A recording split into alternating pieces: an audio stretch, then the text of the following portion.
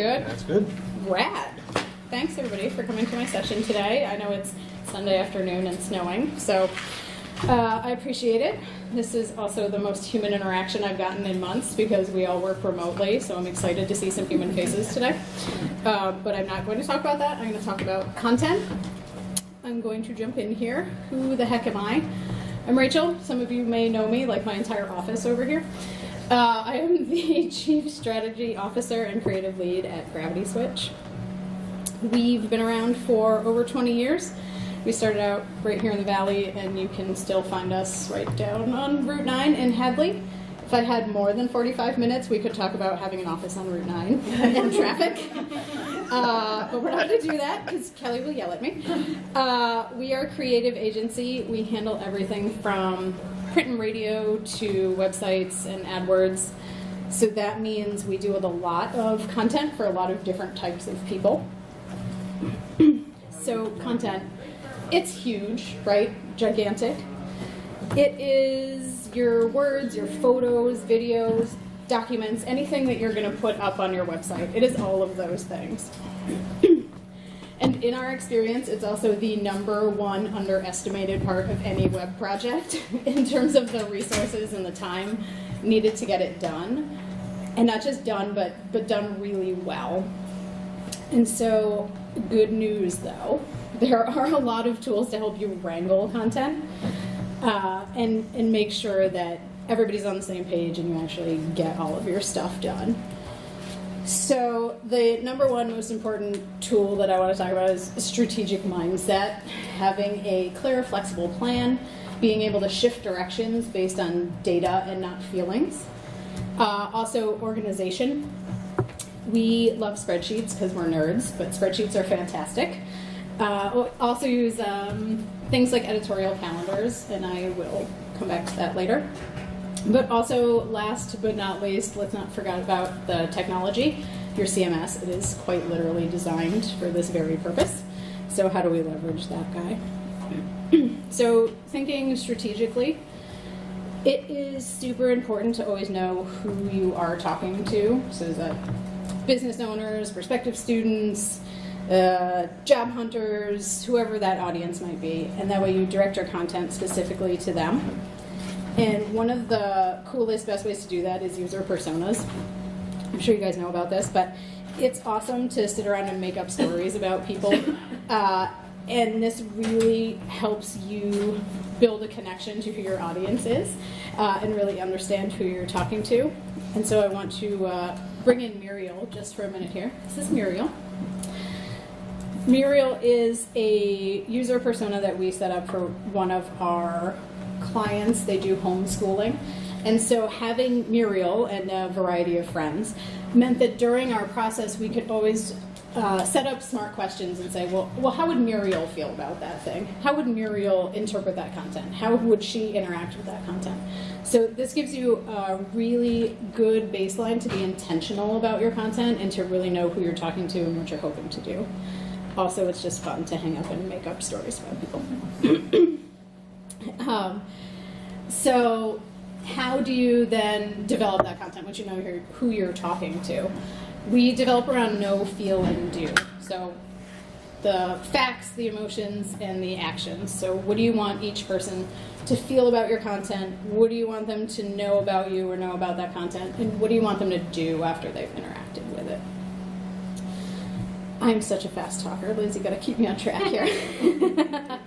But having this know, feel, do, it also gives your team a place to refer back to later on. So when you're making more content, you've got this kind of concise package where you can say, hey, this is our focus for all of our content.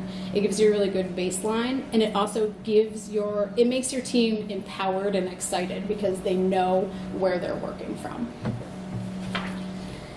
So also, think about your content in terms of gateways and destinations, and I want to be there right this very second. So your homepage is a gateway. You want people to come in through there, and you want them to get the heck off of there and go somewhere else. But a blog post, that's more like a destination. You want people to get there, you want them to hang out, you want them to read stuff, comment, share it, go down the rabbit hole, read another one, whatever that might be. So thinking about your pages in these two ways helps you really figure out how much content do I need to create and what's going to be the layout of that content. How do I get it all up on the page? All right, so now I want to talk about testing. I'm sure everybody's been talking about testing this entire conference. So we're going to do a little fun game in just a minute here. But we are all really smart people and we have smart ideas. That doesn't necessarily mean that all of our ideas are good ideas in terms of meeting business goals. So it's really important to get into the groove of, hey, I want to test stuff to make sure this is working. You guys all know about Which Test One? It's basically an A/B testing game. My team over here, who takes up half the room, is exempt from this game because they've probably seen it before. But do you guys want to go ahead and tell me which one of these emails you think converted better? And if I need to point to tell you the difference, I'm happy to do that. I am so short. This one has little blue icons. This one has no icons. Yay! What do you guys think? B. I'd say the one with the icons, B. Everybody's down with the icons. All right, are we ready? It is A. And so 11% increase. Wow. That's pretty awesome.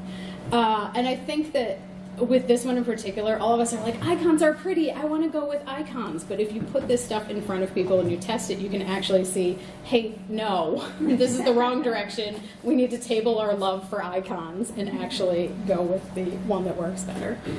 Let's talk about shoes. Which one of these guys got added to the cart more frequently? We've got a white background and a black background. And this one is outstanding, and this one is out of the box. These are our only differences. Votes. A. Go with A. You guys are on to me. No, I'm joking. This one is the winner. 40% increase in adding that sucker to the cart. So what the heck does this mean? It is a really great reminder that A, small changes can make a huge impact in what you're doing, but it's also a great reminder to really embrace testing and be okay with failing. Because figuring out, hey, I did it wrong, that's still a win. That gives you an opportunity to say, I'm going to shift directions now and I'm going to do the thing that's going to actually work out. Testing is awesome. So if you're ever like, I think that maybe my users might, it's a really good time to test that thing with some actual users and find out the answer. All right, so where are we now? This is my nearly unscripted segue into documentation and organization. So with testing, the really, really important thing is to document that stuff so that you can learn from your successes and your failures. But it's equally as important to take what you've got for content and audit that stuff. You've got to know what you have in front of you, or else you don't know where you're going or what you need. So again, spreadsheets. I'm coming back to spreadsheets. We use this guy, we call it the green machine. It is a really great way to keep track of pages or pieces of content, to assign them to team members, to give them milestones. If you're talking about a migration and you need to list all your URLs so you can do redirects later on, it's a good place to put all of that. It's also a good place to think about who your content is coming from. Is it the CEO of your company? Is it the company at large? Is it an expert in your organization? Whose voice, whose tone, who is this content actually coming from when you post it? And it's a spreadsheet, and it's cool. If you guys are writing it down and you're going to ask me later, I'm going to tell you right now, call it a green machine, because the goal is to turn all these cells green. So once they're all green, it means you won and you're done and you've been successful. So it is literally nothing fancier than that premise. Oh, I'm lost. Okay, editorial calendar. That's where I am. So I get super nerdy with these and really granular. You don't have to. So it's a good plan to start with your overall, here's what the whole organization is going to be doing. And this period of time we're going to blog about this thing, and this period of time we're going to tweet about this thing, etc., etc. You can really drill that down and say, here's my overall calendar, here's my milestones, my messaging, who's doing it, but then, hey, here's also my Twitter calendar on the side. So this is what we're tweeting about this week and what we're tweeting about that week. All of this planning is very helpful, but it also needs to be flexible enough for you to be able to say, oh no, a thing came up, we have to add that in too. Oh, we build solar panels and there's new regulation on solar panels. You probably want to share that thing. So you've got to have enough space in your calendar to be able to say, oh, add one more, let's get this timely message out. Again, it's that strategic thinking and that flexibility and being able to look at the numbers in front of you and say, we should really shift gears here and let this thing go. All right. So, your CMS, even if it has content management in the title, just plugging that thing in is not going to solve all of your content problems. I literally hear this all the time. But it's absolutely going to help you get there. So you're going to leverage all the cool stuff that all of these have for you. And you guys probably know all these, but some of the ways that it helps, you put content in one place and you can show it wherever the heck you want to, which means if you update it, you've updated it in all the places and you didn't miss one and misinformation's not out there. You can relate your content, tags, types, however you want to put this stuff together, so you can easily say, show all of blah on this page. Ta-da! It's like magic. Also, you can track your successes really easily. Analytics helps you get a really fast feeling for like, oh, my message did resonate, and users did do the action I wanted them to do. Fantastic, we have succeeded. And SEO, there's a million plugins, gadgets, modules, whatever you guys call them, for whatever CMS you use. They can help you be really aware of when you're on top of that stuff and when you're forgetting that stuff.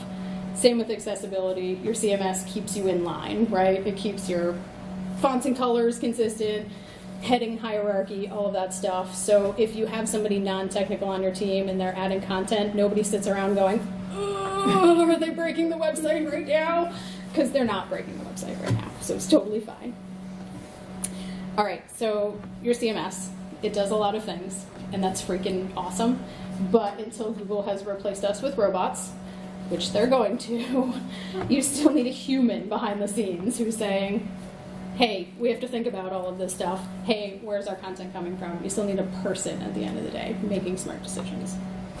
So now I'm going to tell you a story about Southern New Hampshire University. Probably have heard of them. When we started working with them, they had like 50,000 plus online students, which, right, good problem to have. Unfortunately, they had spent so much time recruiting for online. The undergrads for on-campus were like, is there a campus? Where can I even go there? Where is this place? And so their team is super focused on data and analytics, and they were really frustrated because they kept saying, we're looking at numbers and we can't solve this problem. Please help. How do we fix this problem? And so we came in and we said, hey guys, why don't we build a microsite? This will be fun, and we will have this microsite directed to talking about all the glorious things on campus and how you get here and tours and this, that, and the other thing. And about half their team was like, yeah! And the other half was like, hey, have you tried to update our CMS before? This is not happening. We have 6 weeks. Get away from us. This is not okay. And we were like, okay, all right. Sorry. So we're like, plan B. We're going to take the existing homepage, we're going to change the wording and the navigation a little bit, and we are going to write all new content for this beautiful landing page instead of a microsite. And we'll talk about the glamours of campus and how you get here and all of these things. And they were like, okay, cool, we can do that. Problem solved. So we helped them write all that content, ran it by some users, we got some input, people were feeling good about this stuff, we get it up on the website. Enrollment goal exceeded, hooray! And then they were like, what do we do next time? We don't want to have to call you every single time we need help. How do we go forth? And so we made them this content worksheet, which lays out the no, feel, and do, has the kind of basics of who are we talking to. This is Muriel over here, right? Who are we talking to? What's the messaging? What's the goal? What are we doing with our content? And we sent them off with this, and we said, hold content workshops, because content's kind of a drag, and if people don't get excited about working on content, they're going to try and wriggle out of it in any way. So get everyone in the room together and feed them pizza or beer or both, depending on how brave you are, and give them this sheet. And together you will create content. And it's that many hands, fast work. You'll actually get it done. And you kind of have on-site editing, right? You can be like, hey, look over my thing. Did I screw this up? And so they went forth with this and trained many people to write content. And we're very happy from there on out. But people needed to make that happen. They couldn't just be like, hey, CMS, increase our enrollment. So the power of humans, it still exists. Okay, so food for strength. This is my other story. You guys, if you're local, you might know Jen and you might know her business. She does home delivery of meals, prepared meals. I'm going to plug her for just a minute. She's awesome and her food is delicious. So if you need someone to deliver meals to your house, food for strength. She's the one to do it. She's not paying me for this. So this one's more about advertising than website. So with Jen, really what we needed to do was we needed to, you need to go forward, not backwards. We needed to increase traffic to her site, because more people mean more opportunities for subscriptions. And really her end goal is to sign people up who continue to come back for more. And so looking at all of her data, weirdly, and I say weirdly because this doesn't work for any of our other clients, Facebook advertising was the most successful thing for her. Normally, I tell colleges, we have a lot of higher ed clients, I'm like, please don't talk to me about Facebook advertising. Also, they're the devil, but so is Google. But, so it worked out great for her. So Facebook advertising was like the thing for her. So we created these user-specific campaigns, and each one had 3 variations of kind of a similar ad in them. And we ran all of those until we found the ones that worked best for each user, and then we just ran with the ones that were most successful. Pretty good formula, worked out pretty well. So what we found was in 2 months we increased her likes by 16%. Who cares about that these days? But it worked out great for her. And she also was able to increase her subscriptions by 30%. I know I had this number somewhere. Which is pretty cool for anyone, but for a small business, it was like awesome. This was fantastic news. Yeah, it was like giant for her. So again, the human brain power behind figuring out what message do we put out, how do we figure out which one's the best, how do we refine that. Your computer can't do it for you. You still need the human at the operation there. So I've heard that I'm allowed to finish early, but not overtime. So I'm going to give you a Scooby-Doo wrap-up, which is to be successful with your content management. You need a team of humans. You need your technology. You need to get that shit in order. Sorry. And you need to think about it strategically. And so now, ask me questions. I've done my part. It's your part. Entertain me. And wish Kelly a happy birthday. Oh, thank you. It is Kelly's birthday. So thoughtful. Thank you. That's how we can tell who showed up late, because we're all saying happy birthday to you. Yeah. There were all these gifts, and we just I was like, my talk is the best talk. Here's your present. Invite me back again. No? All right. I feel like I had a question. Now I'm just like, it's my birthday. Actually, you were like, who drew all these amazing robots? And I was wondering like, that. our illustrator and graphic designer, Andrew, who is not one of the people in the room today, drew all of these robots. And I think this guy even waves. I have a non-serious question. Okay. Did you really give that user persona with the thing about the weasel farm? I did. I absolutely did. Where are you, Muriel? I Yeah. got that back too. Well, so the coolest thing about them, the client, because they are, where is she? They're focused on homeschooling and developing your own major or figuring out your own curriculum. They have this kind of student. This is an actual type of person that they have, which is really cool. Actually, doing their user personas was hilarious because there was lots of like super smart kids who don't fit in, and then like the kind of hippie parents who raised them, or at the far end of the spectrum was like the celebrity on tour and their kid goes around the country or the world and just you can't enroll them in school, and how do you help them? So yeah, they had really fun user personas. Yep, Muriel, she was my favorite. Anything else, guys? You can all go home early if you want. It's fine. No hurt feelings here.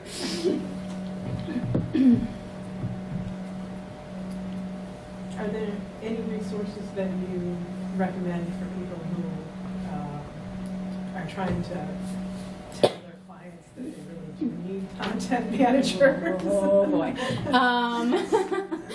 Persuasion and a big stick. We often give people a couple of books to read, which plus or minus success on that, right? Of course, Don't Make Me Think goes to pretty much everyone, but also Letting Go of the Words is a good one to share with people. Both help you get a perspective on, hey, content is actually a really big thing. Emphasize big. But it's also tricky to tell a team, especially if it's a small team, be like, somebody needs to focus on this. Right. If you have a resource to be like, hey, I can take some of that off your hands, that sometimes works. We have a handful of clients where we're like, if you can't be the manager, if you can't own the content, let us own it for you. Yeah, we'll get your input. Yeah, we care what you have to say, but if somebody's not owning this process, it's going to go off the rails. So either let us help, or let's just break up now. I don't know what to tell you because your website's never going live. You can leverage my slide deck and tell them, seriously, you need to think about this. Yeah. So just thinking back to the green machine, which was like an inventory of content that you needed to produce. I don't know. Is there any part of your approach you could elaborate on for considering like the user journey where they might have to touch points across several places to get to their destination? I feel like the green machine is sort of helpful for that, but I draw a lot of pictures when I am planning stuff out. I don't know if I'm the only one, but I am constantly like doodling pictures of how things work.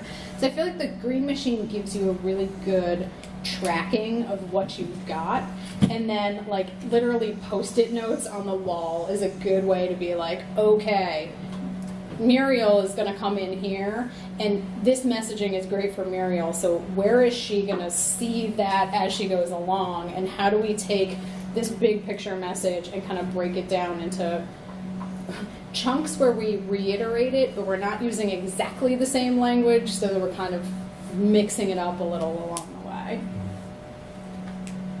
A map. You need a map. You literally need a map. Map the journey. Yes. Yeah. Yeah, well, and I don't know, sometimes it comes out organically as you're working, right? So we do a lot of helping people get their content on their site. So it's a little bit of training, like, hey, you've never used WordPress or Drupal before. Let us show you how. Here's how you enter your content. And while you're doing that, you're saying, you know, this page needs this content. This page needs this content. This is where prospective students come in, so let's talk to them here. But then their next step is probably this page, so let's think about them first when we're on that next page. Right, you mentioned gateways and destinations. Do you try to keep it to one gateway leading to one destination, or do you ever let it go multiple steps? Or is that a consideration? I think it's per client, but I think it can be multiple. I think your one gateway can go to a couple of different destinations sometimes. It's if you give people too many options, they get option paralysis, and they just... Do you all know the story about the grocery store and the pasta sauce? Jam. Oh, Jesus, Liz. So they did this experiment, and I'm saying pasta sauce, but it could be jam. They put out like 5 different flavors or something, and people were like, I'm gonna buy one of these, but which one do I want? And blah blah blah. When they put out one, people were like, I get pasta sauce and I go home. You know, so if sometimes it makes sense that somebody's gonna go in 2 different places, but then I think the more often you can tell them this is the one place you need to. This is the thing. Go to this one place. The better results you get. Right, and like in my experience, like I refer to that as reducing the narrative pathways. Yeah. What ends up happening is you end up, since they can't go to the 5 different places off the one gateway, you kind of have to like make it a taller journey or a longer journey where they might have multiple hops. So I was just wondering if that was part of the consideration at all that you can speak to. Like, are some of them too long? Does it matter? Do you control that with content? You end up with more pages. I think so. There used to be this idea of the scent of information. I don't really know how much people talk about it anymore. Yeah, that sounds interesting. So at one point people freaked out and they said, if you have to click too many times on a website, then nobody will click and they'll just go away and all of your traffic dies. And then somebody else came along and said, no, dude, that's not how humans work. As long as people have the scent of information, they think that when they click, they're getting closer to where they want to be. You could get them clicking all day, and they don't care as long as they feel like they're making some progress along the way. So, number of pages, like, does a thing balloon out into 10 different pages? Usually I don't want it to. I'd like to keep things simple, but I don't think it's the end of the world as long as those 10 pages have something contextually useful for those people. So, yeah, I think it can be a bit of a, you went through the door and then you might go through another door at some point and end up long down the line, you might end up at your destination. But I think also having contextually useful things in as many places along the way helps with that. So, you know, if the end of the day you want everybody to call you, if every page you land on somewhere says, you should just call me, really just give me a call. It's okay if you call me. I think as they're traveling around, they're going to reach the point where they're like, I'm ready to call you now. I'm going to do that. And I remember I'm supposed to. So I think it's an art, not a science, right? You got to blend it up. That's what we need humans to do. Yeah. Damn you people. Replace us with robots already. Yay. Anyone else? No. My team's ready to go home, by the way. Sorry. Putting you over now. No, thank you. Absolutely. I've even pressed the big red record button. All right, well, I'm going to rewatch this later. Happy birthday. Thank you. Thanks a lot. Thanks, guys.